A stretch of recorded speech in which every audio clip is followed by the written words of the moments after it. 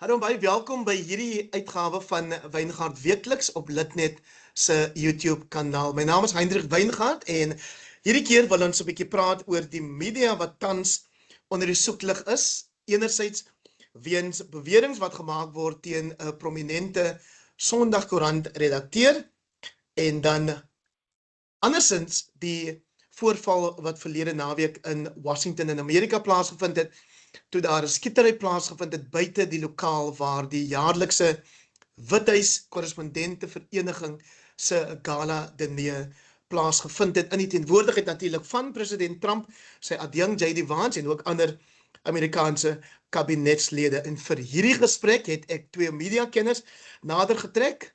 Professor Johannes Vroneman, bekend in die Afrikaanse media wêreld, en hy's ook natuurlik, moet ek sê, die skrywer van die lywige terwille van oorlewing, ideologie en geld, perspektiewe op die geskiedenis van die Afrikaanse media. En dan saam met hom, iemand wat, kan ek maar sê, meer toekomsgerig is as dit kom by die media, Nathan Geffen. Hy is die hoof van Ground Up, 'n gemeenskapsjournalistieke platform wat seker die famouste geraak het met die Thabo Bester ontsnappingsstorie. Daaroor sal hy vir ons ietsie meer kan sê. Maar wat ons drie vandag bymekaar bring, is die beweringe wat gemaak word teen Makhado Sefara, en ek gaan vra, Nathan, dat jy ons asseblief inlei deur net vir ons die raamwerk te stel van waaroor dit hier gaan. Hallo Heinrich, hallo Johannes. Jammer dat ek moet Engels praat. So the story goes back quite a while from our perspective. We've been covering the National Lotteries Commission since 2018. Our reporter Raymond Joseph has spearheaded this. He's won awards for it. Now, I also just want to say that the lottery has got its act together in recent years. They've got a new management, new board, and at this point we have no reason to suspect that bad behavior is continuing. But the height of the corruption was in the 2010s all the way up to about 2021 or so, 2022. And one of the big stories that we broke, going back to 2018, 2019, Sunday World started running stories that were real puff pieces for the National Lotteries Commission, talking about how good the work was that they were doing, and not getting across the bad stuff that was happening there, not reporting the fact that there was this grand scale corruption going on, which the rest of the media was covering by basically mostly republishing our reports, but also doing some of their own original reportage. And in addition to that, they started attacking our reporter, Raymond Joseph, for the Sunday World. Now, at this time, Makhado Sefara was the editor of the Sunday World. I wrote an editorial in Ground Up expressing concern about this. And then a few years later, in about 2022, 2023, Anton van Sail from the Limpopo Mirror and Raymond put together a really in-depth report about how the advertising from the National Lotteries Commission the advertising spend had been disproportionately given to the publication, the company that runs the Sunday World. And when I say disproportionately, I mean that the amount of money that the Sunday World was getting for advertising was far in excess of what was justified by their readership. And for us, that was a big red flag. Let me just quote that figure, Nathan. 24,7 miljoen rand tussen 2020 en 2022. So the concern we had with that amount of money flowing to the Sunday World was this a quid pro quo for the editorial policies that the Sunday World had been running? Now, obviously, this is something that's hard to prove. We can't, we're not police. We can't prove this beyond a doubt. But it definitely was a red flag. And in 2023, in fact, I think going back to 2022, I started raising concerns at SANEF about this. And at the time, Makudu was a management committee member of SANEF. I was on the committee of SANEF as well. And I started raising concerns about Makudu's role, the Sunday World's role in this, and how it reflected on the media. There's one important fact that I've omitted. In 2020, Makudu moved over to Times Live. And one of the first acts he did in Times Live published close to 200 articles by Ground Up the year before Makudu joined. Suddenly, the articles dried up. They stopped publishing us. We didn't know why. No one had explained to us.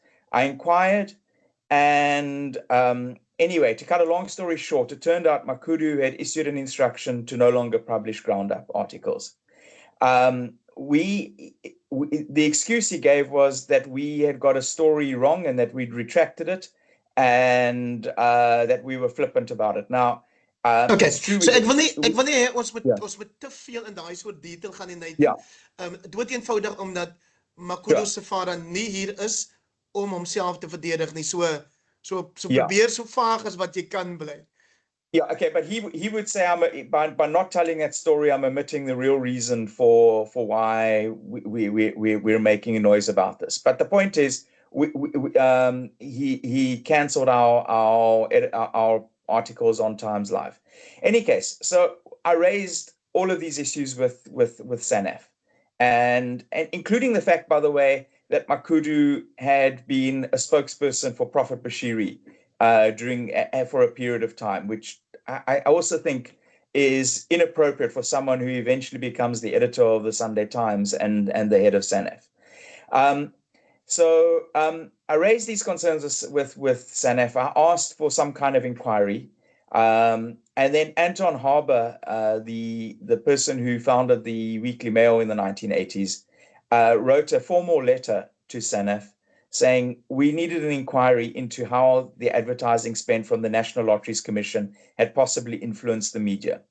And he in this letter, he mentions Sunday World. He suggests that he indicates that this inquiry needs to be independent because we have Makudu Sefara sitting on the SANEF board, and he was editor of the Sunday World during the period in question. There ends up being a huge argument in SANEF. There's a meeting, there's a huge argument, and to cut a long story short, again, Makudu's supporters prevail. I resign from SANEF. That's in 2023, and a year and a half or so later, Makudu is elected chair of SANEF. He's also subsequently appointed the editor of Sunday Times. And then this week, the story breaks, which, by the way, I've had no knowledge of the story. We weren't aware of this 550,000 Rand that was that the SIU is questioning, that was given to Makudu's company. So I've got absolutely no idea what the story is. Allegedly. I've got no idea what the facts are there other than what the SIU has put into the public domain and Makudu's response to that. But this is the point. This is the key point I need to make here, and this is why this is of immense public importance. It's quite possible, Makudu might be one of those unfortunate people who just happens to be in the wrong place at the wrong time several times over, and that he's got a good explanation for all of this stuff, and he's completely innocent. It's absolutely possible. I don't have enough knowledge to rule one way or another, but that's precisely why we asked for an inquiry. And it reflects very poorly on both Arena, the owners of the Sunday Times, and on SANEF, that instead of trying to get to the bottom of these facts, to clear the air, to make sure that everything was kosher, instead of doing that, they rebuffed our attempt for an inquiry. And this came maar after... weer eens, hulle is nie hier om hulle self te verdedig nie. So ek moet ongelukkig sê, ten minste het hulle nou vir Makudu Sefara tydelik uit sy pos het gestel, totdat die spesiale ondersoekeenheid se ondersoek hierna afgehandel is. Correct. Yeah. So they didn't, and now we've got this thing blowing up in the public eye. Arena has had to put him on special leave. He stepped aside from the SANEF chair, and it's not a good look for our industry, especially at a time when there's low confidence in low public confidence in the media. Johannes, hoe maak 'n mens sin hiervan as jy in die Oeverstrand sit in jou aftreehuisie en hierdie goed gaan aan?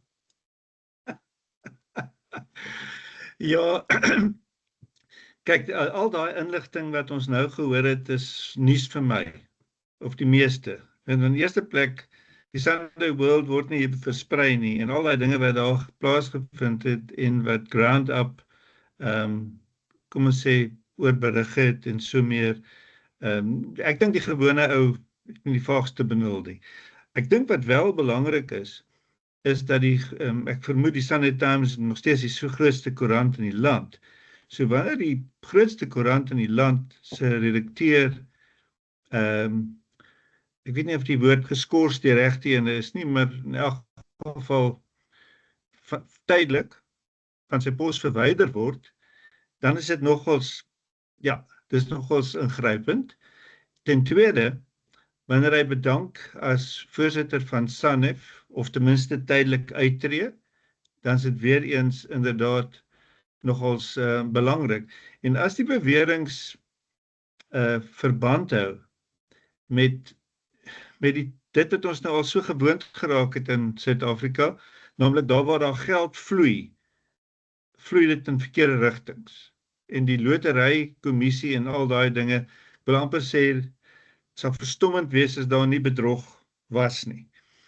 En ek gebruik die verlede tyd. So, as jy die goed by mekaar sit, naamlik die miljoene wat vloei by die loterykommissie, jy praat van die prominente redakteur, en jy praat van die ou wat eintlik die bedryf moet verteenwoordig by SANEF, ja, dan is dit nogals belangrik, né? Johannes, tot hoe mate word soortgelyke insidente, verwikkelings gereflekteer in jou boek terwille van oorlewing, ideologie en geld? Wat ek daarmee bedoel is dit nie waar dat adverteerders altyd maar 'n bepaalde invloed het op die redaksionele inhoud van 'n publikasie waar hulle adverteer nie? Ja, ek dink die meeste joernaliste sal een of ander storie hê om te vertel daaroor. Toe ek in 1980 redakteur was van die Parelpos, toe skryf 'n kollega van my iets teen rook. Nou daai dae het jy nog gerook in die bus, in die vliegtuig, en waar jy ook al wil rook. En sy skryf toe iets daaroor. Ek het my nie vreeslik baie gesteer aan die storie nie. Dit was nou toe die koerant uitkom, toe roep die eienaar van die koerant my in, toe sê vir my, jy weet, ons kan nie sulke goed doen nie, want Rembrandt, wat 'n fabriek toegehad het in die Parel, druk sy papiertjies wat rokers sal onthou, jy het so tussen een laag 10 sigarette en nog 'n laag 10 sigarette, was daar 'n papiertjie gewees. En daai papiertjie is gedruk by die Parel se drukpers.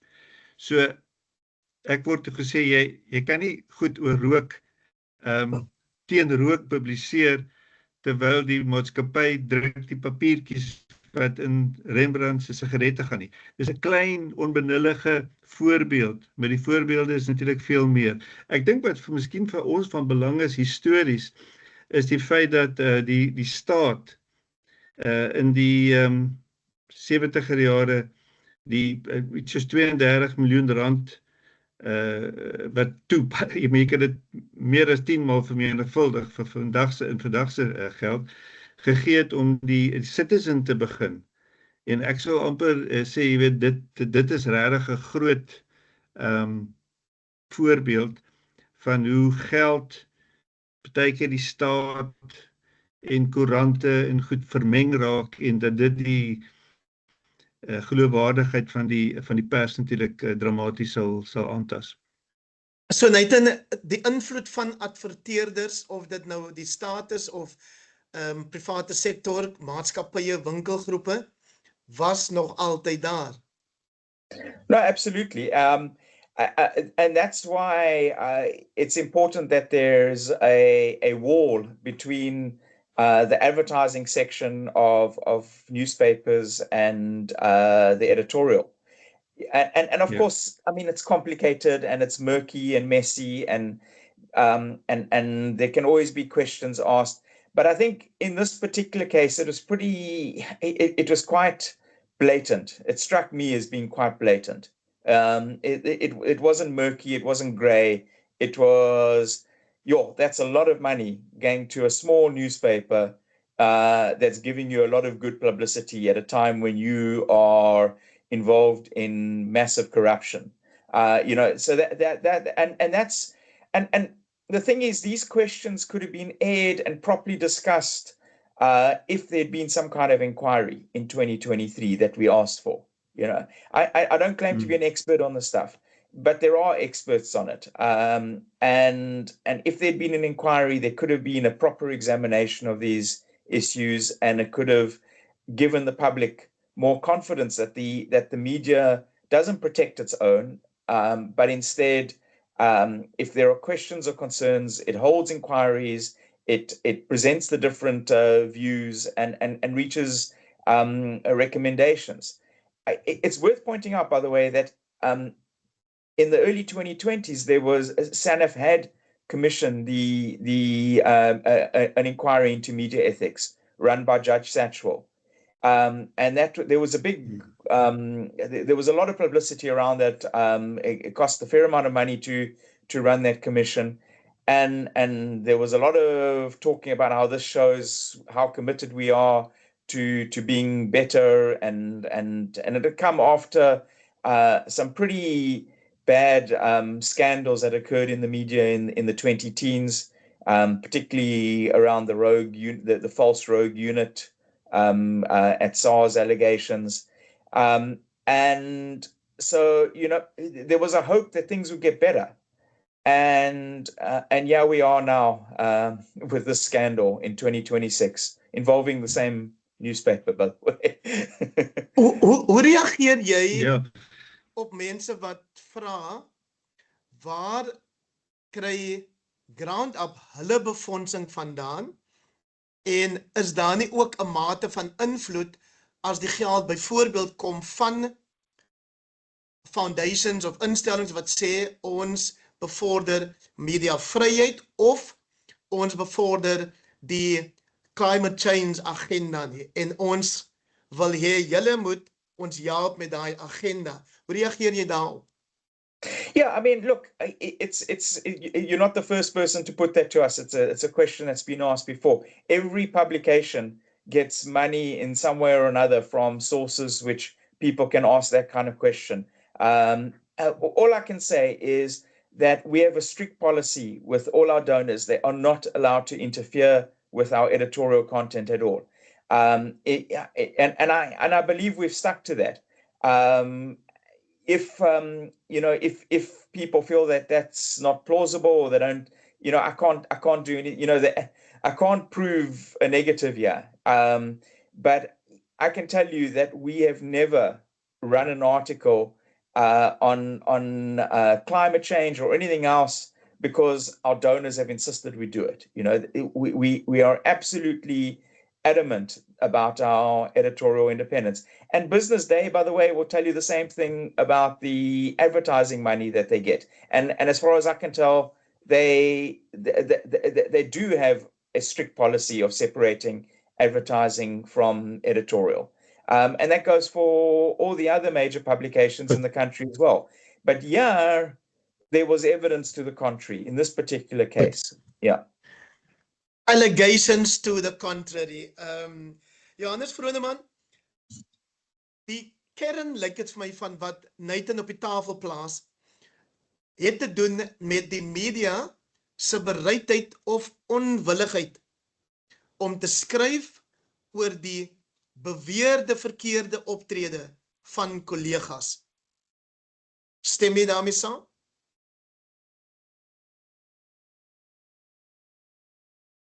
Ek dink dis 'n ou gebruik, as ek die woord mag gebruik, dat jy nie sommer krities skryf oor die ander maatskappy nie, want soos een senior kollega een keer vir my gesê het, ons moet onthou, ons woon in 'n glashuis. So, maar wanneer daar werklik iets is wat teen alle normale etiese beginsels is, soos dit ook in die perskode opgeteken is, en ek sou nogals graag wil vra, maar hoekom het niemand ooit na die pers ombudsman gegaan en hierdie tipe van goed aanhangig gemaak nie. So dit net so terloops. Maar dit is so dat mense is maar bietjie versigtig daaroor.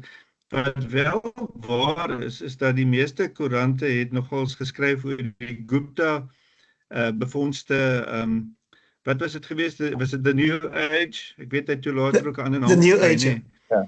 Kyk, daar was 'n blaatante voorbeeld van hoe staatsgeld nie op dieselfde wyse as destyds met die Citizen nie, maar net op 'n effe slimmer manier. Jy weet, borgskappe, jy sal weet, Heinrich, jy weet, hierdie etes, geborgde etes, en op die ou einde is daai koerant was eintlik net 'n regeringsmondstuk gewees, wat versprei is oral in die land, nie vreeslik baie verkoop nie, maar hy is versprei, en daai geld het gekom van verskeie staatsinstellings en semi-staatsinstellings, totdat dit nou in duie gestort het. So ek bevrees, ja, dit is nie die eerste keer nie, maar hierdie bepaalde geval waar daar beweringe is dat 'n bepaalde instansie, naamlik die lotery kommissie en daai klomp, dat hulle gunstige publisiteit gekry het in 'n bepaalde koerant, en dat daai koerant dan in ruil daarvoor, natuurlik nie amptelik nie, maar dat dit gebeur, dan tog wel disproporsioneel advertensies gekry het van daai instansie. Dis nogal stomlik blaatant, maar dit is vir my tog jammer dat dit so lank gevat het, en as ek nou vernuit en reg verstaan, was dit ook maar 'n onwilligheid gewees van SANEF se kant af, hoewel ek nie weet of SANEF regtig die instansie is wat daaraan moes aandag skenk. Ek sou eerder sê, waarom het dit nie gegaan na die persombud nie? Goed, so ek moet net weer herhaal ter wille van regverdigheid. Nie SANEF of Arena Holdings of die Sunday Times is hier om hulle self te verdedig nie. So ek wil wegbly van beweringe dat ons dit nie stel asof dit reeds bewys is en ons op enige van hulle skuldig bevind is aan iets nie. Ek kan sien jy wil iets sê, Nathan, maar ek wil vir jou vra, vind jy dat daar 'n onwilligheid is in die media om verslag te doen oor beweringe van verkeerde dade teen kollegas? Is there an unwillingness in the media space to report on the alleged wrongdoing of colleagues? Ek verstaan, ja.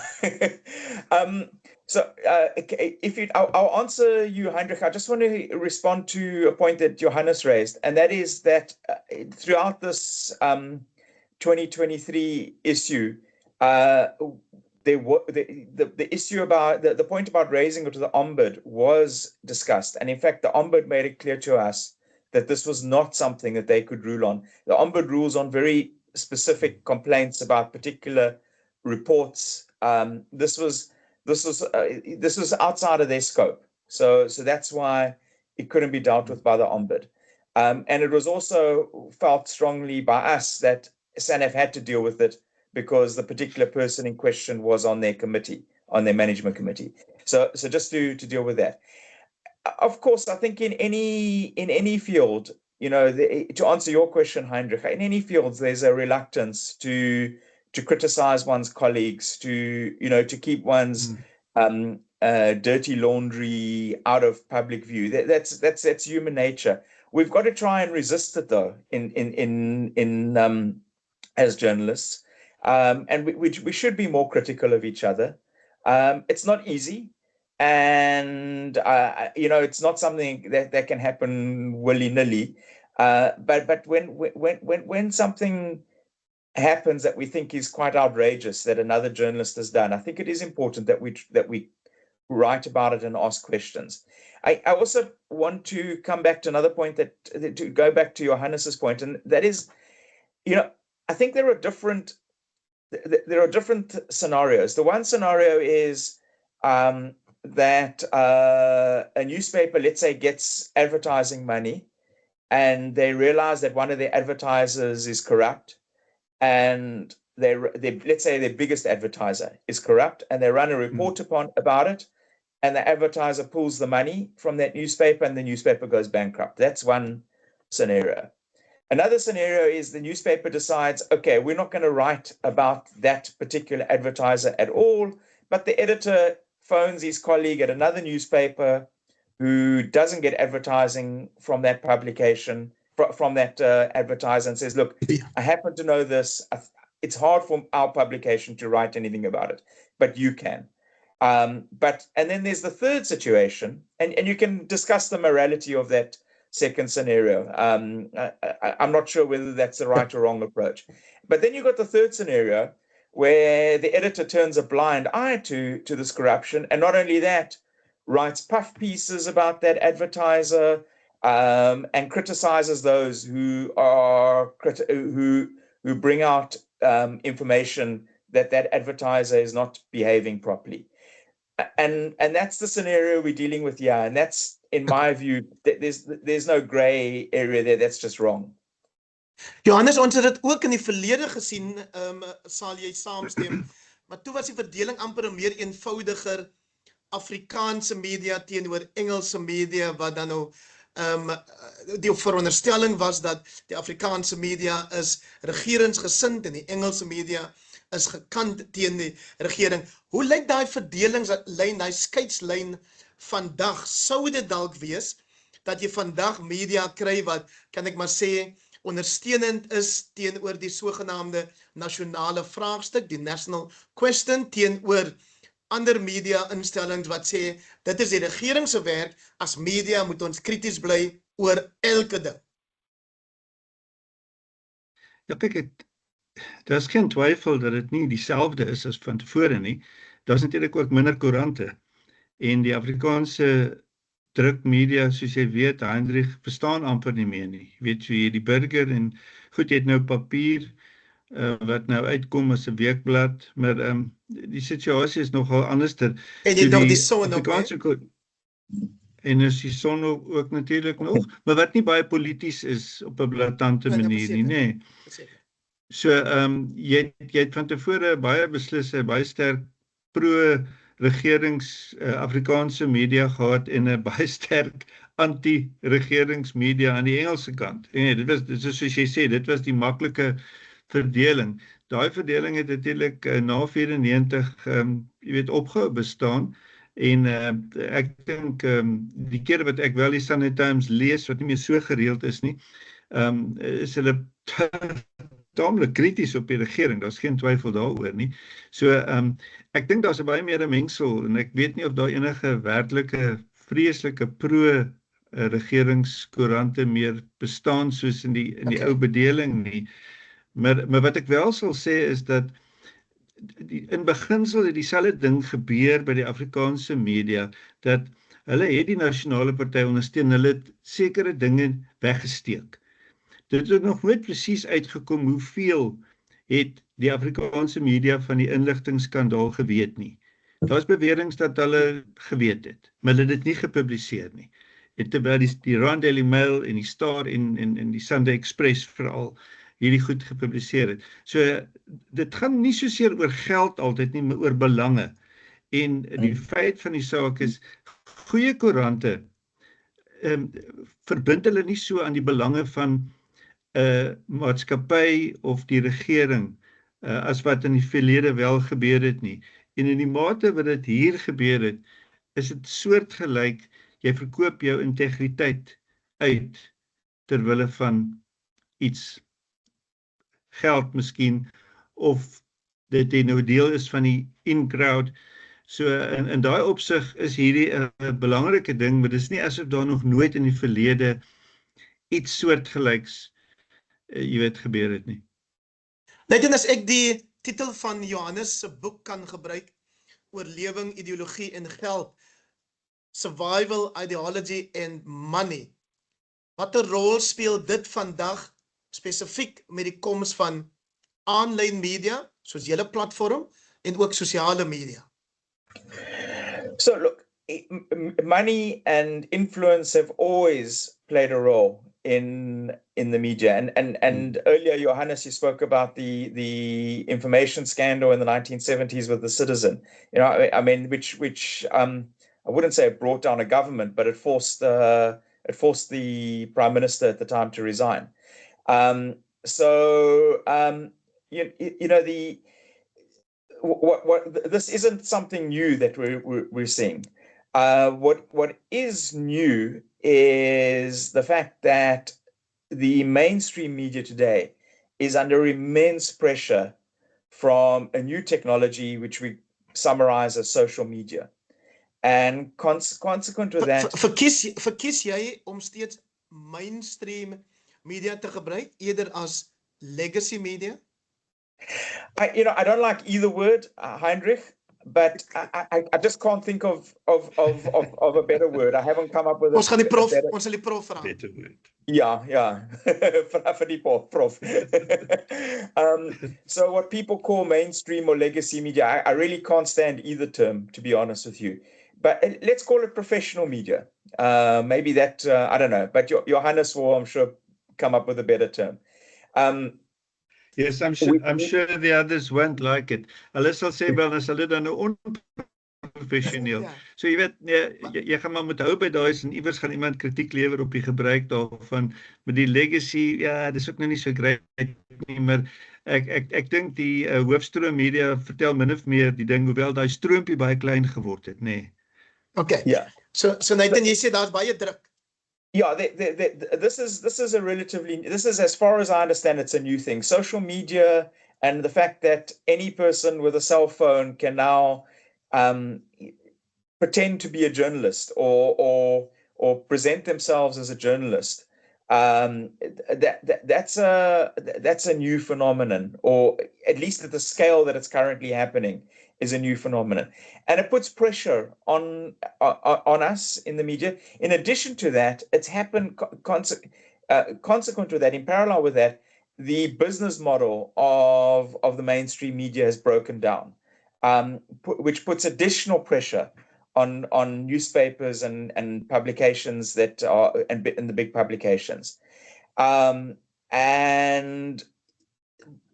it puts more pressure on us. But at the same time, it's also a time where we really have to be above board and do things properly, because there is declining trust in what we do. There is a growth in the belief in conspiracy theories, in the publicizing, the getting out there of conspiracy theories and utter nonsense that's coming from social media. So if we have to differentiate ourselves, we have to do a much better job. So hier kom ons dan nou, Johannes, by die ander kwessie wat ek gesê het, wat ons wil aanraak, en Nathan het ons eintlik nou ingelei daarna toe. Verlede naweek was dit die Withuis Korrespondentevereniging se jaarlikse gala diner. Daar is 'n aanvaller buite die lokaal wat probeer om by die lokaal in te kom, maar gekeer word, 'n skoot word afgevuur of skote word afgevuur. Dit word nou geïnterpreteer. Okay, twee goed gebeur daar. Die een is daai onmiddellikheid van sosiale media, selfoon reporting as jy wil, vind plaas teenoor die mainstream of legacy of professionele media wat bietjie stadiger daarby aankom tensy hulle op hulle aanlyn platforms dit gedoen het. Dit is die een waarneming wat 'n mens bybly. Die tweede is natuurlik die vraag oor, was dit 'n sluipmoordpoging of nie? Begin dit eers by die onmiddellikheid van die verslaggewing. Wel, ek is 'n ou wat baie na BBC luister, hulle 24 uur nuuskanaal, en hulle verslaggewer het onmiddellik en dan ook Sky News. Jy weet, ek dink hulle het nogals, ek onthou dis Sky News se man het onder die tafel gelê, sy selfoon uitgepluk en begin verslag doen. Jy weet, so en daar opsig het hulle ook maar die tegnologie gebruik en dit is feitelik onmiddellik was van daai goed vir ons te sien. Ek kyk terloops baie keer daarna op YouTube wat 'n ongelooflike kanaal is, ek glo die kanaal van die toekoms. Maar so ek weet nie of dit 'n vreeslike ek dink die hoofstroom media wat daar teenwoordig was, goeie genade, hulle was op die toneel, hulle moes net hulle selfone uitgehaal het en hulle het dit ook gedoen. So ek weet nie of dat hulle was onmiddellik, hulle was vinnig. So mens kan nie hulle kritiseer daaroor nie. Goed, en dan die interpretasie van die gebeure, gaan jy met die kyk, jy sou kan sê, amptelike... ja, jy sou kan sê, was dit 'n aanval op die president of was dit dalk 'n aanval op die pers, op die media? Is dit die punt? Wat is jou indrukke? Ek dink dit was bloot toevallig dat die beweerde sluipmoord aanvaller het gesien dat die veiligheidssituasie by 'n private hotel was nie so fantasties nie. Hy kon daar inbespreek in 'n kamer. Dit is ook waar dat hy nog 'n hele vloer weg was van die balsaal waar al die mense was en hy is daar gestop.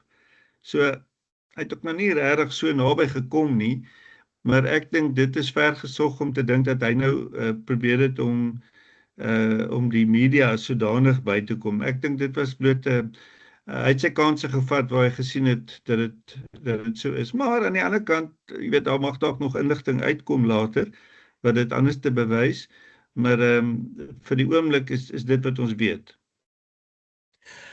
Nathan, hoe sou jy sê, moes die media wat daar teenwoordig was, die gebeure interpreteer in hulle verslaggewing? So look, I have to confess this is way outside my area of expertise, but I mean, from where I'm sitting, it strikes me as a crazy guy with a gun in a country where it's far too easy for crazy people to get hold of guns. I'm not convinced that there's, other than the issue of you know, Americans having to ask questions about the levels of violence in their country and political violence. And by the way, we've got to ask the same questions. I'm not really sure that there's much to be learned from the incident. I wish, by the way, that there was as much interest in this kind of thing when you know, when journalists are killed in war zones, which has been happening far too much over the last few years. Nathan, wat is Kijk, die... Ekskuus Johannes, ek gaan nou vir jou kans gee. Ek wil net 'n laaste vraag aan Nathan. Toe ons vooraf gepraat het, en ek vir jou verduidelik het dat, kyk, ek wil nie ons moet beweringe maak, allegations teen enige iemand nie. Het jy gesê, goed en wel, but there are questions. En dit het my bygebly, ek het 'n aantekening gemaak. Wat is die een belangrike aspek van die media se rol in ons samelewing vandag? Well, there are a lot, but in the context of the discussion that we've been having, I think the question is, what is the role of advertising in the media, and how do we ensure that the public can have confidence that advertisers do not disproportionately influence editorial policy in publications? That's a fundamental question that's arisen today, I think. Johannes, wat sou jy sê is die een aspek, die een rol tussen al die ander rolle wat die media, wat onmisbaar is vir die media tans? Kyk, hy met sy rol wat hy nog altyd gehad het, net aanhou speel, en die advertensiewese, as jy na enige koerant deurblaai, daar is omtrent nie meer advertensies in nie. So ek dink, vanweer die feit dat Google en Meta meer as 50% van die advertensies opgeslurp het en die meeste van die res gaan na televisie en so aan, is daai kwessie nie regtig meer iets wat op 'n dag-tot-dag basis ter sake is nie. So die media kan eintlik fokus op die ontbloting van wat verkeerd is. Maar ek dink die sosiale media wat vandag deur meer mense gelees word as wat koerante lees, het nie regtig wat my betref al daai rol heeltemal oorgeneem by koerante soos van ouds nie, maar ek mag verkeerd wees. Baie I think that's a dankie good Johannes point. Vroneman. Ekskuus Nathan. Yeah, and I think Johannes makes a good point there. The advertising money has largely dried up in the media. So, yeah. Ons kan op 'n ander dag gesels oor befondsings, nuwe befondsings of sakemodelle vir die media. Baie dankie Nathan.